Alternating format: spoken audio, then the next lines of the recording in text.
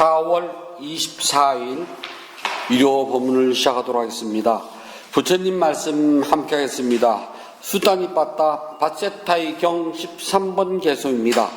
세상의 눈으로 출현하신 고따마께 묻습니다.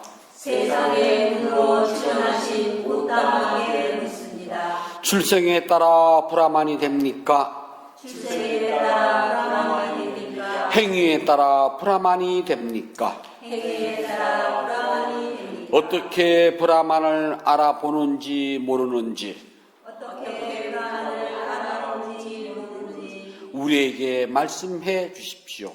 우리에게 말씀해 주십시오. 세상의 눈으로 출현하신 고따마께 묻습니다.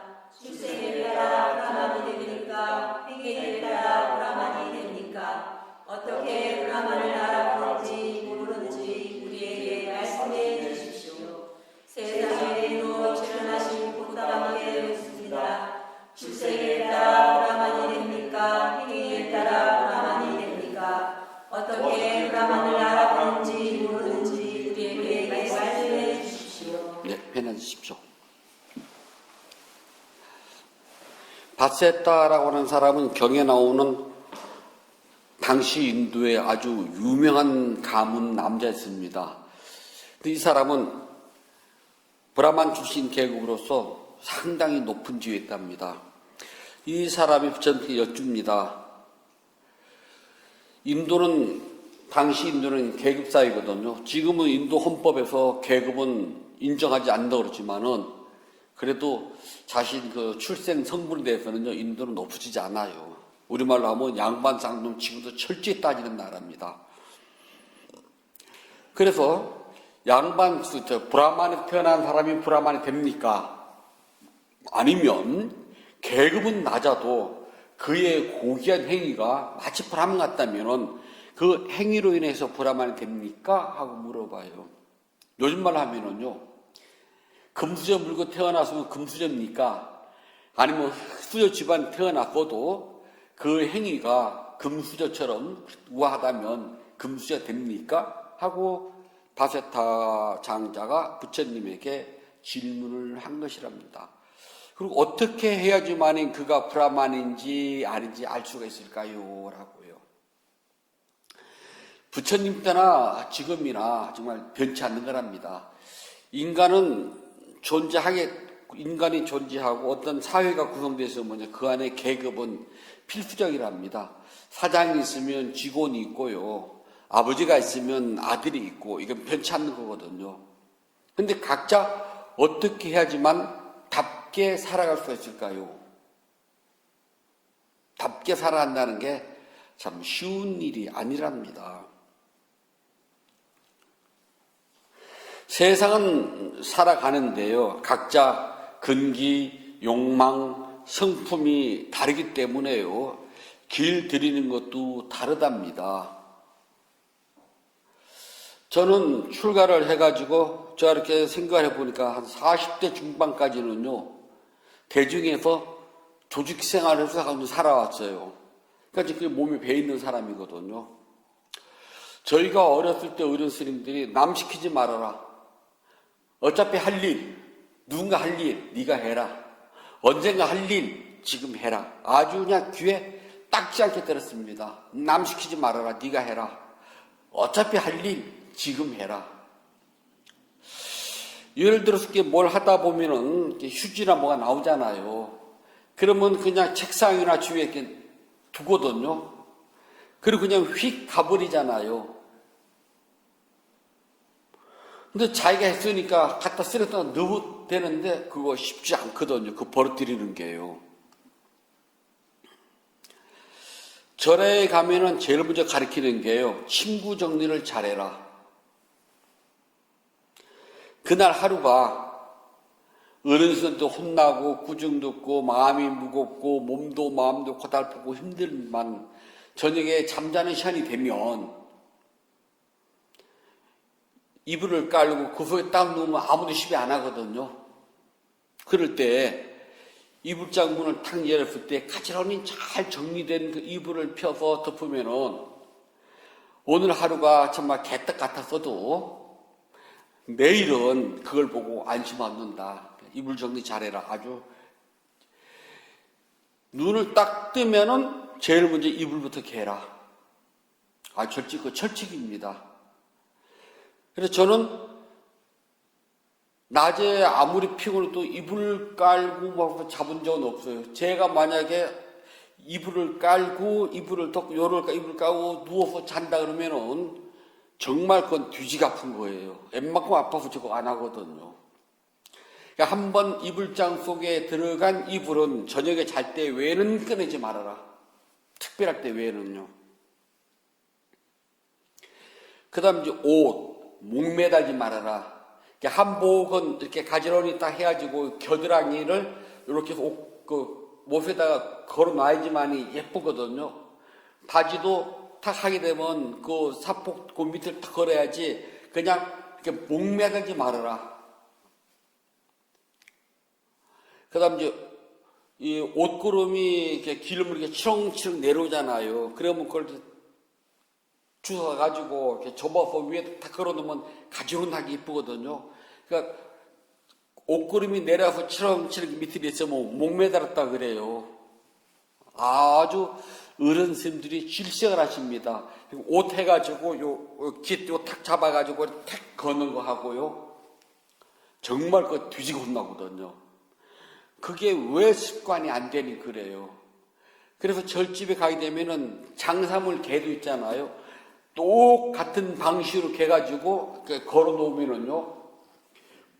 똑같이 크기는 다를지언정 날개가 가는 방향이 일정하게 똑같은 방향으로 쫙 걸려야 돼요. 가사를 접어가지고 이제 금방 휘대가 거기다 착 걸어요. 그러면은 그 방향이 똑같아야 돼요. 들쭉날쭉이 없답니다. 그거 습관이에요. 그리고 어디 다른 데 가서 딱 보면은 저절은 장삼이 왼쪽으로 걸렸구나. 그럼 나도 알아서 왼쪽으로 가야 돼요. 가사는 오른쪽으로 갔구나. 저도 오른쪽으로 가요. 지켜야 돼요, 그거는요. 근데 그건 자연스럽게 습관이 안 되면은요, 다른 데 가서 그렇게 못해요. 신발을 벗어놓으면은 항상 그 뎨돌 있잖아요. 그 끝선에다가 딱 맞춰야 돼요. 들어가도 안 되고, 나와도 안 돼요. 습관이거든요. 사실 그렇게 안 해도 별탈이 없다마는 하여튼 맞춰야 돼요. 딱 그렇게 선을요. 그래서 남의 절에 가서 신발로 쏘면 항상 뒤를 쳐다보고 끝선을 딱 맞춰요.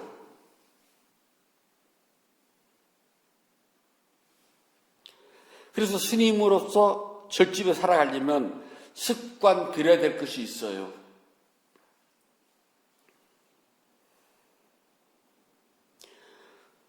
이제 요즘은 이제 절에서 바리공양을 잘 안 하는데 예전에는요, 혼자 살아도 꼭 바루를 폈거든요. 밖으로요. 그러면은 바루를 피게 되면은 고춧가루 하나까지 다 닦아 먹거든요. 항상 김치 한쪽을 남겨놔야 돼요. 남방에 가면은 밥을 먹을 때는요, 반드시 아침, 점심 두 끼잖아요. 그 중에서 아침은 몰라도 점심 때는 늘 바루에다 먹어요. 그냥 아침은 접시나 그릇에다 먹는데 점심은 늘 바루를 들고 가서 바루에다 먹거든요. 근데 점심 때는 늘 바나나가 꼭 나와요. 하나가 나오든 반 개가 나오든 3분 1쪽이 나오든 바나나가 늘 나온답니다. 이유가 있어요. 그걸 가지고 바루를 닦거든요. 그러면은 바나나를 까먹고 껍질을 닦으면 기름기를 쫙 빨아 당겨요.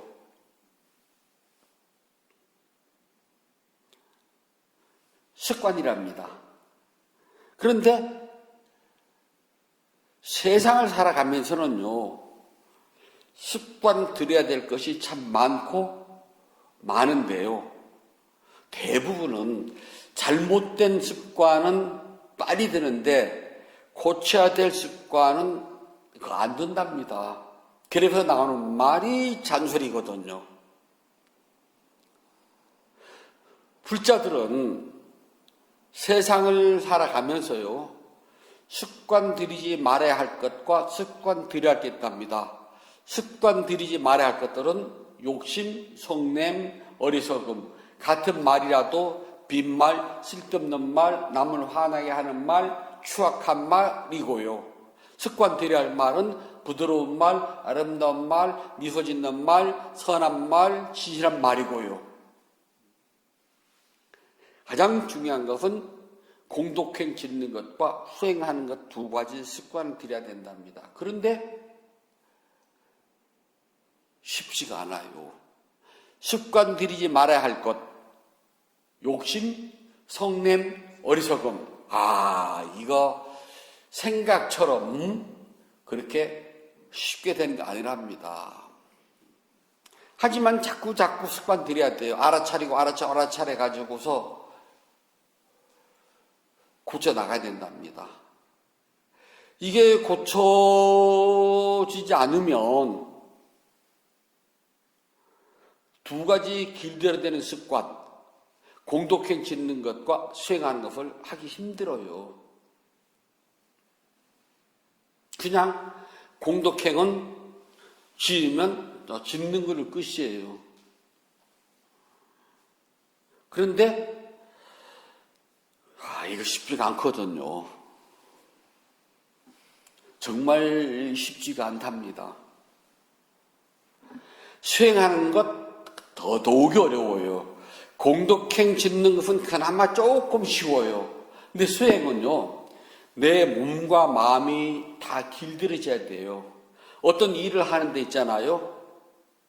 시키는 대로 손으로만 하는, 몸으로 하는 사람, 그 사람은 일꾼이라고 그래요. 그런데 그걸 가지고 손으로 하면서 머리로 생각하잖아요. 그럼 그 사람 보고 뭐라 그러냐? 기술자라고 그래요. 기술자는 그냥 시킨 대로 하는 것이 아니라 이렇게 하면 안 되는데, 이렇게 하는 것이 더 좋은데, 이렇게 하는 게 빠른데, 왜 꼭 이렇게 해야 돼? 일이 더뎌. 이건 이렇게 하면 돼. 이건 이렇게 하면은 나중에 일이 안 돼. 이건 이렇게 해야 돼. 해가지고 머리로 생각을 한다는 기술자래요. 몸으로 하면, 손으로 하면서, 머리로 생각하면서 가슴 속으로 하잖아요. 이건 예술가랍니다. 예술가는 하면서 생각하는 것이 아니라 가슴 속에서 우러나는 뭔가 작품을 만들어요. 그게 다르답니다. 똑같은 일을 하는데 손으로만 하느냐, 손과 머리로 하느냐, 손과 머리와 가슴으로 하는 차이가 하늘과 땅이랍니다. 공덕행을 짓는 거는요, 손으로만 하는 사람이 있어요. 그냥 사돈 따라 장에 가는 거. 예를 들어서 스님이 이러이러한 일이 있으니까 우리 이러이러한 거 동참하세요. 그럼 네, 그리고 동참해요. 손으로 하는 거랍니다.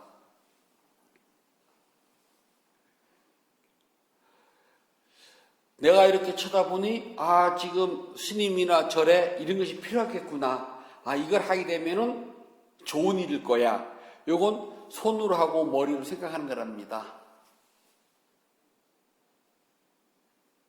어느 날 생각해 봤더니 원인을 세워야 되겠어요. 어떻게 해야지만이 많은 사람들이 행복과 이익을 얻을 수가 있을까? 아무리 작은 공덕행을 지어도 그것은 반드시 원이 들어가야 돼요. 내가 스님한테 가사를 꿰매 드렸어요. 그냥 스님이 꿰매 달라 그래가지고 손으로만 꿰맸어요. 1번. 손으로 꿰매기 전에 한번 생각을 했더니 이렇게 꿰매면 더 단단하고 이쁠 것 같아. 더 깔끔하고 그렇게 했어요. 2번. 내가 스님의 떨어진 가사를 꿰매는데 2년 공덕으로 세세생생토록 굶주리고 헐벗지 않기를. 3번. 그다음 하나를 더 못해요. 나와 인연 닿는 모든 이들이 3번 이들이에요. 이 3번은 항상 나뿐만 아니라 나와 인연 있는 모든이 꼭 들어가야 돼요. 그러면 3번이 돼요. 어떠한 걸 하더라도 공덕행을 짓더라도요. 1번 손이 필요해요. 몸으로 해야 돼. 2번 생각을 해야 돼요. 이걸 하게 되면은 스님이 편리하고 스님이 좋을 거야. 또 우리 절이 편리하고 우리 절이 좋을 거야. 3번, 이러한 공덕으로 인연은 모든 이들이 보잘것없는 배수관이 아니라 그걸 고쳤어요. 그러면은 이 인연 공덕으로 세세생생토록 나뿐만 아니라 나의 가족, 나와 인연은 모든 이들이 냄새나고 추악한 것에서 벗어나기를, 그들이 언제나 몸과 마음이 용모가 단정해지기를. 3번, 별거 아니에요.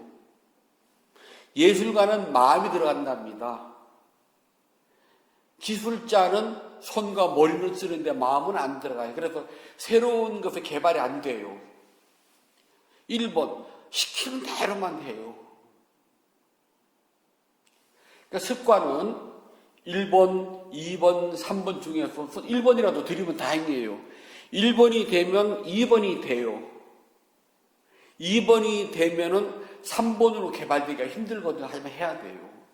그래서 공덕행을 짓고 수행을 하는 데는 1번, 2번, 3번이 차례차례 하다 보면은 처음에는 1번만 했다가 시간이 지나면 2번이 되고 시간 더 지나면 3번이 돼요. 무엇을 하더라도 모든 이들이 항상요, 좀 원을 크게 세워요. 원을 세우는 데는 절대 세금이 안 붙어요.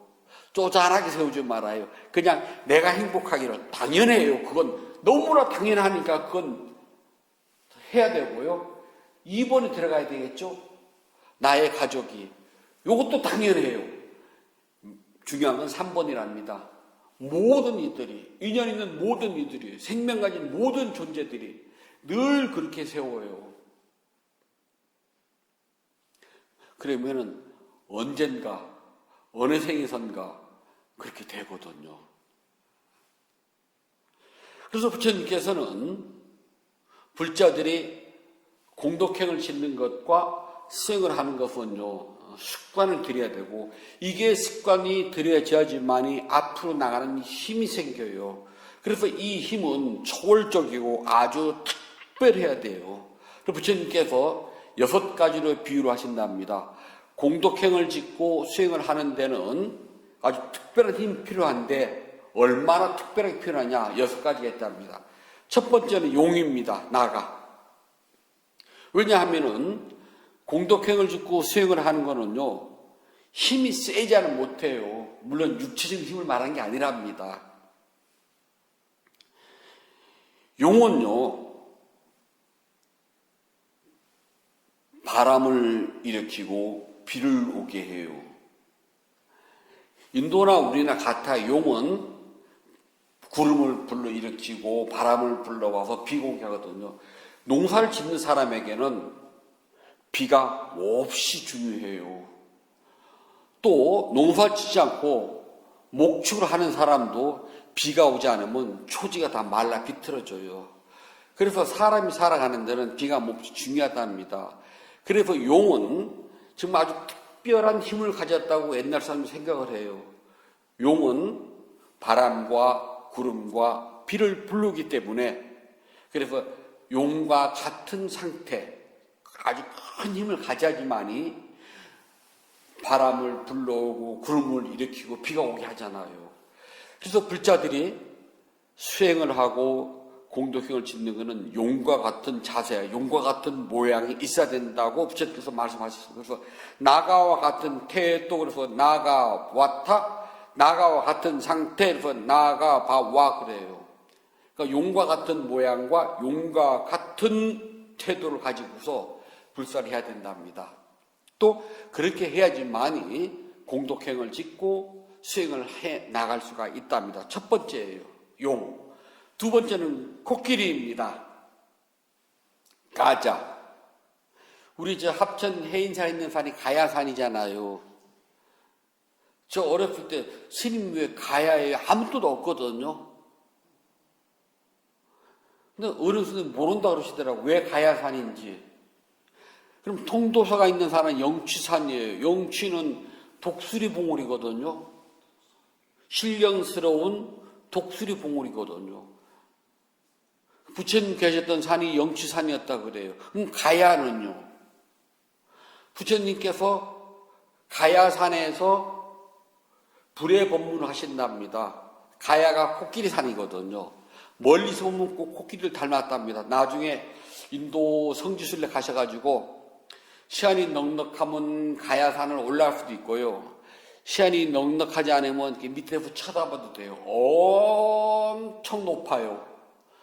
제가 밑에서 꼭대기까지 그때 제 걸음으로는 한 25분 정도면 올라갔어. 그때 젊었을 때니까요.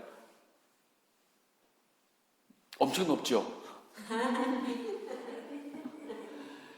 그래서 굳이 올라가지 않아도요. 이렇게 차에서 내려서 쳐다보면은 그 가야산이 보여요.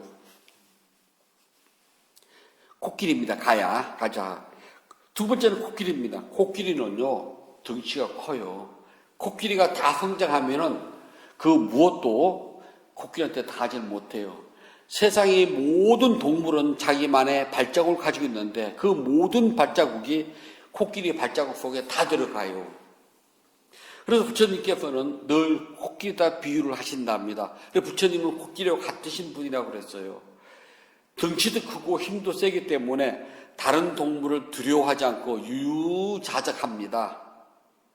인도는 호랑이와 사자, 하이에나, 늑대가 다 있는 나라가 표범도 있어요, 참. 인도입니다. 그런데 다 큰 호랑이는 사자, 호랑이, 하이에나, 늑대, 표범을 두려워하지 않아요. 자기 덩치가 크기 때문에 두려움이 없답니다. 마치 보시공덕행을 짓고 수행을 하는데 코끼리처럼 두려워하거나 어려워하거나 흔들리지 말라는 겁니다. 말이 쉽지 않거든요. 늘 흔들리고 두려워하고 생각이 많아요. 세 번째는 동물의 왕 사자입니다. 시하. 저기 싱가포르 가면은 동남아 가면 싱하라는 맥주가 있어요. 싱하 사자입니다. 인도에 가면은요, 수염 기르고 머리에 이렇게 터번 쓰고 다니는 시크 교도가 있습니다. 시크 교도들은 남자들은 모두 다 싱이라고 그래요. 사자라고요. 싱하, 전부 다 사자입니다. 사자는 초원에 살아가면서요, 다 크면은요, 그야말로 두려움이 없어요. 백세의 왕 아닙니까? 공덕행을 짓고 수행을 해 나가는 불자에게는 죽음이라고 하는 두려움이 없다는 겁니다. 용은 수행자에게는 당당한 모습, 그 상태를 말하고, 코끼리는 수행을 하고 보시공덕을 하는데 두려움, 어려움이 없다는 것이고요. 사자는 죽음에 대한 두려움을 갖지 않아요. 어차피 우리 다 죽어요. 언제가 될지 모르지만 죽어요. 저도 이제 내년이면 70이잖아요. 저도 죽어요. 알아요. 제가 가진 모든 것들은 전부 다 놓고 가야 됩니다. 무엇 하나 제가 가져갈 수 없어요. 가져가는 거는 제가 살아생전에 지은 선악과 악업 두 가지만 가져갑니다. 이건 사라지지 않아요. 하나 더, 수행 공덕의 힘. 우리는 부처님 제자잖아요. 세상 사람들은 선악과 악업 두 가지를 가져가요. 우리는 하나를 더 가져가요. 어떤 걸 가져가느냐? 수행에 관한 업. 네, 했잖아요. 우리 모두 했잖아요. 그것. 이 무게가 얼마큼 되는지는 아무도 모른답니다. 여러분들이 마지막 숨이 떨어지는 순간 어떻게 알아요? 막 죽어가면서 아이고 이렇게 한다가 갑자기 알아차렸어요. 숨이 떨어지는 순간 죽음 하고 알아챌 수 있잖아요. 그러면서 숨이 똑 떨어졌어요. 숨이 똑 떨어지는 순간 알아차림이 성성해가지고 그 순간 도와 과에 들어갈 수도 있거든요. 경에 보면 많이 나와요. 한 비구가 너무 아팠습니다. 온몸에 그냥 피고름 흘려가지고 다른 스님들이 근처 가시면 너무 냄새가 나니까요. 부처님께서 그 비구를 씻겨줍니다. 옷을 갈아입혀줘요. 그러자 그 비구는 부처님, 저는 오래 갈 것 같지 않습니다. 저를 위해서 법문해 주십시오. 부처님께서 법문해 주십니다. 세상의 모든 것은 영원하지 않고 생명 가진 존재는 영원하지 않기 때문에 고통이고 고통인 줄 알기 때문에 성스럽다. 그리고 그 어디에든 영원히 변치 않는 나라고 하는 실제는 없다라는 법문이 끝나는 순간 숨이 똑 떨어집니다. 다른 비구들이 보고 부처님, 저 비구는 전생에 무슨 업을 지었으며 지금 죽어서 어디로 갔습니까? 그는 마지막 숨이 떨어지는 순간 알아차림 때문에 도화가를 깨달았다. 한 백정은 사형 집행인은요, 평생 사형을 집행했다가 은퇴를 했습니다. 그래서 자기는 사람을 평생 사람 죽이는 업으로 살았잖아요. 부처님께 기율해가지고 공양을 올립니다. 부처님께서 그에게 공양을 받고, 공양 가리지 않거든요. 법문해 주시고 돌아가실 때 이제 계시는 기원정사로, 그러자 이 사형 집행인이 부처님의 발을 들고 따라 나와서 동구밖까지 나옵니다. 거기까지 예의거든요. 거기 나와서 부처님께 발을 돌려드리고 뒤돌아서는 순간 과거생에 원한했던 황소가 그냥 받아버려요. 그래서 그 자리에서 죽습니다. 다른 제자들이 부처님께 여쭤봐요. 저 사람은 부처님께 공양을 큰 복을 지었습니다. 근데 어떻게 부처님을 배웅을 나와서 바로를 전해드리는 순간 소에 떠받쳐 죽을 수가 있습니까? 공덕이 있냐 없냐 그 소리잖아요. 별개입니다. 공덕은 공덕, 업은 업이에요. 자신이 지은 업을 받은 것 뿐이다. 그거 명심하셔야 됩니다. 내가 전에 이렇게 공덕을 많이 졌는데 내가 왜 이런 걸 받아야 돼? 그 별개예요. 그럼 받아야 되는 겁니다.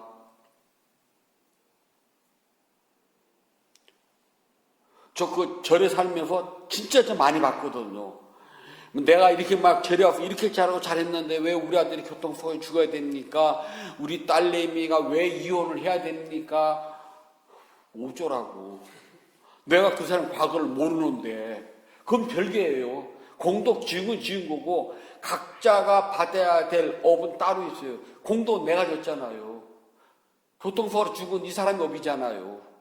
차에 친 사람은 저 사람이 업이고요. 결혼한 거는 이 사람이 업이고 이혼한 것도 이 사람이 업이잖아요. 정말 잘 기억하셔야 됩니다. 그 사람은 죽어서 어딜 갔을까요? 그는 삼보에 귀하고 공양 공덕으로 지금 천상세계 가서 태어났다. 우리 눈은 안 보이는 겁니다. 그거는. 그리고 우리 모두는 죽음은요, 경험해보지 않았어요. 누구든지요. 죽음 경험했다 다시 오는 사람 아무도 없잖아요. 죽음은 끝이에요. 또 죽음 이후에 어떤 세계가 펼쳐질지 아무도 몰라요. 그래서 두려운 거거든요. 불자는 미래에 대한 두려움을 갖지 않아요. 사자와 같아서요. 사람들이 미래에 대해서 두려우니까 점을 보거든요. 그게 점 쳐가지고 점장이한테 묶이면은요, 삶이 고달퍼져요. 그리고 있잖아요. 우리는 정해진 대로 사는, 업이 정해진 사는 순세론자가 아니랍니다. 업은 내가 변화시켜요. 마치 짜릿짠 소금물에 나는 계속 물을 타요. 내가 탄 물에 따라서 농도는 옅어지거든요. 그것 때문에 그 누구도 점을 쳐서 사람의 앞날을 예언하지 않습니다. 스님들은 절대 해서는 안 돼요. 부처님께서 금하셨습니다. 그 때문에 불자들도 점치는 어리석은 행위 하지 말아요. 점쳐서 한 번 점치고 두 번 점치고 자꾸만 점쳐보면은요, 거기에 묶여가지고 점장이 될 말에 절대 못 벗어나요. 터가 좋니 안 좋니 나무를 베야 되니 심어야 되니 별 그저튼 소리를 다 하거든요. 저기 가면 죽느니 여기 가면 사니 어차피 죽어요. 그래서 부처님은 공덕행을 짓고 수행을 한 불자는 사자와 같이 두려움이 없습니다. 여기서 두려움이란 미래, 즉 죽음이랍니다. 그냥 죽음은 담담하게 맞이해요. 네 번째는 혈통 좋은 말이랍니다. 말은요,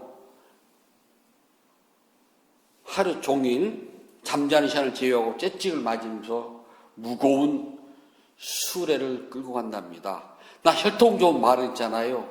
주인이 째찍으로 때리기 전에 했잖아요. 알아서 가요. 좋은 말은요. 영리한 말은 째찍 그림자만 보면 간답니다.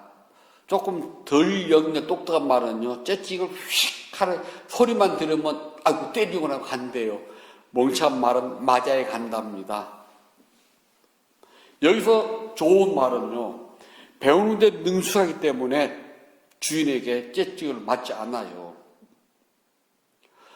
수행을 하고 공덕행을 짓는 불자들은 혈통 좋은 말과 같아가지고 좋은 법과 나쁜 법을 가려요. 그리고 나쁜 법을 따라하지 않고 좋은 법만 따라간답니다.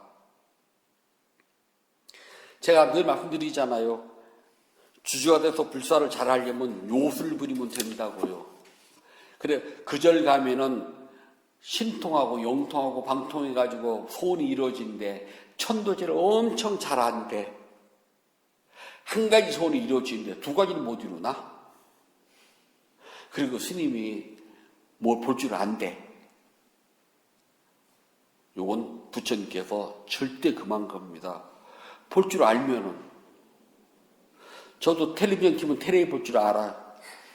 신문 펴면 저도 볼 줄 알아. 신문 펴면 신문 볼 줄 알고요. 불자 들으면 얼굴 보면 아 누가 왔네 하고 저도 알아요. 우리 다 볼 줄 알거든요. 볼 줄 모르면은요 얼마나 답답해요. 미래를 곡자하지 말라고 그랬잖아요. 미래는 내가 지은 업대로 정해진 것이 아니라 내가 지금 소금물을 타는 그 소금물에 내가 맑은 맹물을 타는 대로 변해갑니다. 때문에 우리는 사자와 같이 미래, 죽음에 대해서 두려워할 필요도 없고요. 궁금해할 필요도 없어요. 뭐가 궁금해요? 죽어요. 그게 궁금해? 단 언젠 줄은 몰라요. 저도 마찬가지랍니다. 이렇게 있다가 어느 날 제가요 법문하러 못 나오면 가는 거예요. 그래 요즘은 어떻게 죽어야 멋있게 죽을까? 그 법상에 앉아서 법문하다가 나 이제 갈게 지금부터 빠이빠이 하고 딱 멋있을 것 같은데 그건 희망사항이고요.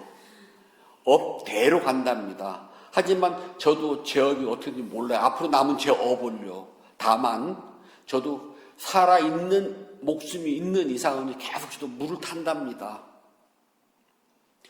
저라고 해가지고요. 예전에 치매, 노마이라고 했잖아요. 그거 안 그린다는 보장이 어디가 있고요. 저라고 해가지고 벽에다 응가 바르지 말라는 법이 있나요?